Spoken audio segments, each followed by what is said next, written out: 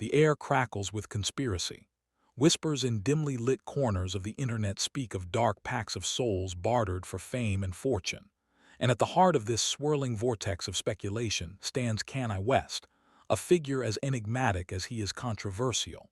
He throws gasoline on the fire, and the inferno of rumors explodes.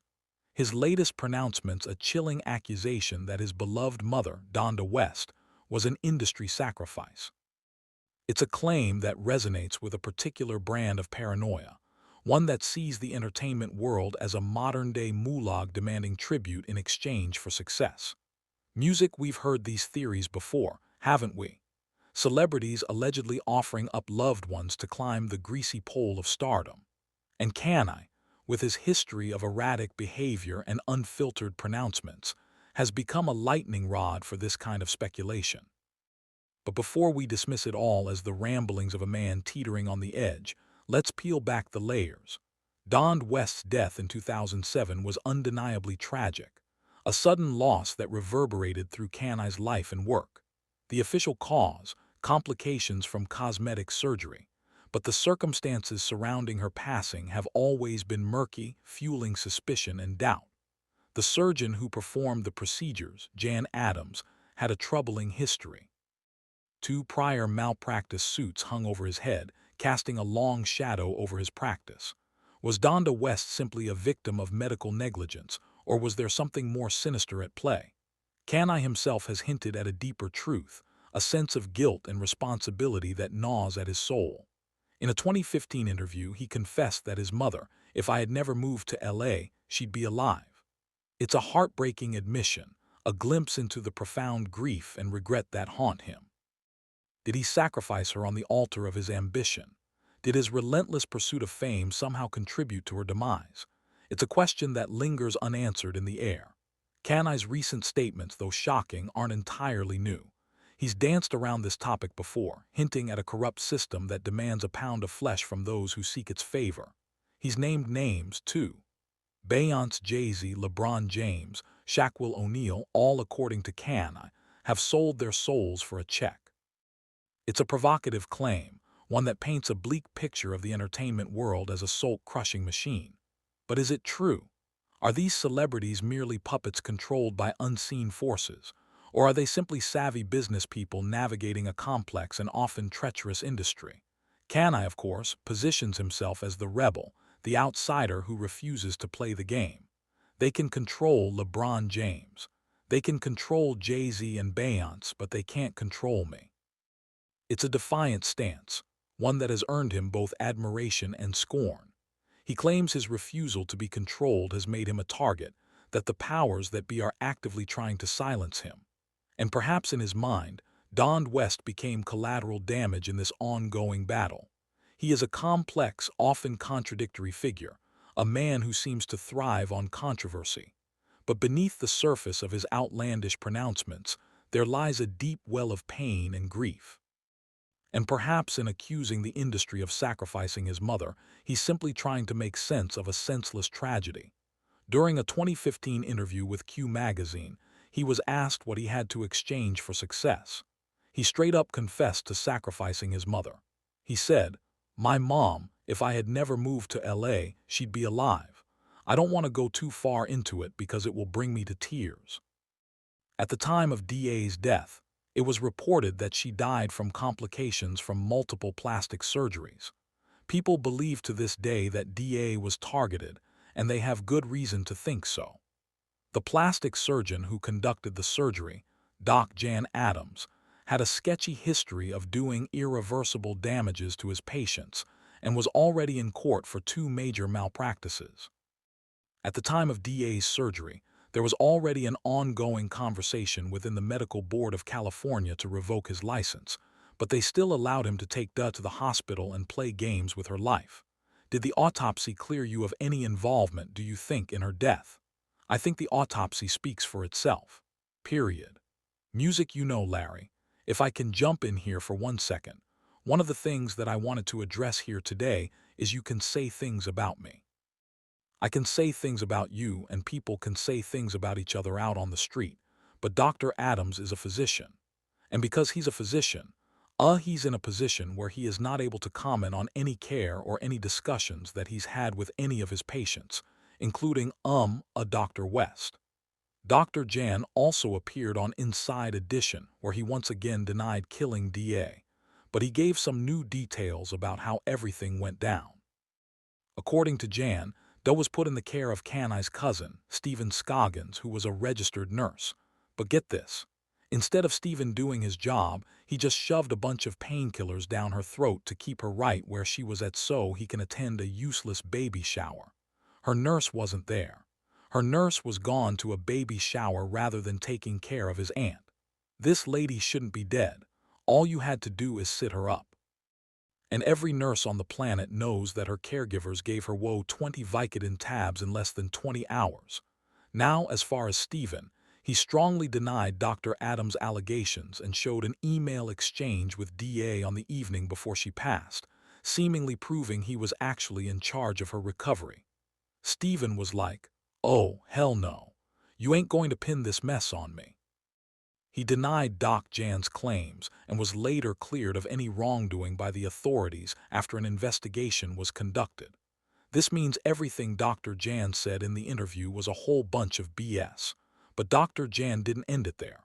He also called Kanye a liar and suggested that Kanye knew the real reason why his mother died. Can end this by telling the truth. And what do you believe that truth is? The doctor had nothing to do with his mom's death. Dawn West survived the surgery very well. She was at home. Did anything during that surgery go wrong? Were there any complications during the surgery? No. Was there anything prior to the operation that gave you pause about operating on this woman? Right after this, Kanye started receiving death threats from some Hollywood executives. And the first thing he did was post it just in case they act up. At least everyone will know your location. I'm going to help you in one of a couple ways. First, you and I sit down and have a loving and open conversation, but you don't use cuss words and everything that is discussed is based in fact, and not some crazy stuff that dumb friend of yours told you or you saw in a tweet. Second option. I have you institutionalized again where they medicate the crap out of you and you go back to zombie land forever. Play date with the kids just won't be the same. Notice how Harley said he would send Kanye to an institution again. That was because back in 2016, Kanye was arrested and thrown into a mental hospital for evaluation without his consent. And guess where the arrest happened? Harley Pastor's house. I don't know about y'all, but if Kanye was not up to something, they would not be going out of their way to threaten his life like this that I serve. My mom ain't here. My mama was sacrificed. Me too, you understand. Yeah, we appreciate Michael Jordan. What about him? His daddy, right? Bill Cosby, his son, right? Dr. Dre, his son. You know, out in Hollywood, a lot of people come up missing all that away. Still Forbes, who hate me, right? Had to write net worth 400 million. But in typical Kanye fashion, he didn't back down. In the weeks following this whole expose, Kanye had several sold-out stadium shows with over-the-top performances ahead of his album DA, which was dedicated and named after his mother. One of them showed Kanye on fire while standing in a burning house. But this wasn't any ordinary house. It was a replica of his childhood home that he shared with his mother back in Chicago. He was later joined on stage by Kim, who was dressed as a bride. The performance had a lot of Illuminati symbolisms, leading people to speculate that Kanye was trying to imitate how DA was sacrificed by the Illuminati. One person said Kanye is 100% truthful. Music, if most people knew what was really going on around them, both in the physical world and the spiritual world, they would absolutely freak out. Another person said, Kanye can speak freely because he has nothing to lose anymore. May his mom rest in peace. Now I want to know your thoughts. What do you think of Kanye revealing the details behind his mama's shady death? And do you really think they had her taken out to punish him? Let me know your thoughts in the comments section below. And don't forget to click here to watch this other messy video, the autopsy. It's the cold, hard evidence, the scientific pronouncement that should in theory put all speculation to rest. But in the case of D.A. West, it only seems to deepen the mystery. What does it really say? What secrets does it conceal beneath its clinical language? Dr. Wood Adams claims it exonerates him, that it proves he did nothing wrong during the surgery. But can we truly trust his interpretation? He is, after all, a man with a vested interest, a man whose reputation hangs in the balance. And even if the autopsy clears him of direct surgical error, does it absolve him of all responsibility? What about his decision to operate on DA in the first place given his history of malpractice suits? What about the environment in which the surgery took place? The pressure to deliver quick and dramatic results in a town obsessed with image imperfection. These are questions that the autopsy, for all its scientific precision, cannot answer. It can tell us how Dawn West died, but not why. It can reveal the immediate cause of her demise, but not the underlying forces that may have contributed to it. And it is in that space, in that realm of uncertainty and ambiguity, that the conspiracy theories thrive. Kanye's decision to post the death threats he received from Hollywood executives is a particularly intriguing detail. It's a bold and defiant move, a way of saying, "I'm not afraid." But it also raises a host of questions. Who were these executives? What was their motive? And why would they threaten Kanye's life in the first place? The answer, according to Kanye, is that he was getting too close to the truth. He was exposing the dark underbelly of the entertainment industry, the secret pacts and hidden agendas that govern its inner workings. And in doing so, he was putting himself in danger. But is this paranoia? Is he simply imagining threats where none exist? Or is there a genuine conspiracy against him? A concerted effort to silence him and discredit his message? It's impossible to say for sure, but one thing is clear. Kanye West is a man who believes he is fighting a battle, a man who sees himself as a lone warrior against a powerful and malevolent force. His over-the-top performances, his extravagant stage shows, his constant reinvention of himself, these are all perhaps expressions of that struggle. They are ways of asserting his individuality, of defying the forces that seek to control him. And in dedicating his album to his mother, in transforming his childhood home into a burning symbol of loss and sacrifice, music, he is reminding us of the price he has paid for his fame and fortune.